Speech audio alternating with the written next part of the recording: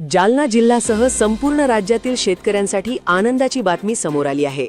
राज्याचा अर्थसंकल्प सादर करताना मुख्यमंत्री देवेंद्र फडणवीस यांनी पुण्यश्लोक अहिल्याबाई होळकर शेतकरी कर्जमाफी योजनेची मोठी घोषणा केली आहे।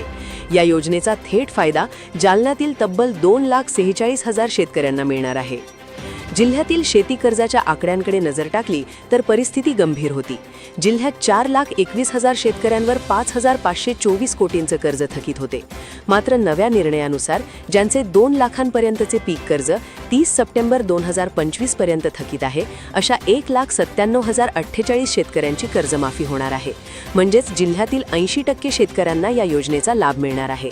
बँकेनिहाय आकडेवारीनुसार जिल्हा मध्यवर्ती बँकेचे 221 कोटी, सार्वजनिक बँकांचे 1,613 कोटी आणि ग्रामीण बँकेचे 879 कोटी रुपये थकीत आहेत। या मोठ्या निर्णयामुळे आता शेतकऱ्यांच्या डोक्यावरचा कर्जाचा डोंगर कमी होणार आहे।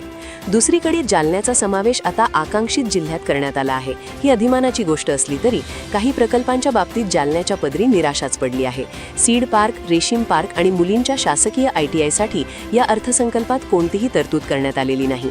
त्यामुळे शेतकऱ्यांना कर्जमाफी मिळाली असली तरी विकासाचे हे मोठे प्रकल्प पुन्हा एकदा अधांतरी राहिले आहेत।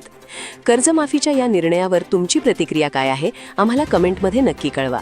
जालन्यातील अशाच ताज्या आणि वेगवान घडामोडींसाठी फॉलो करा जालना लाईव्ह।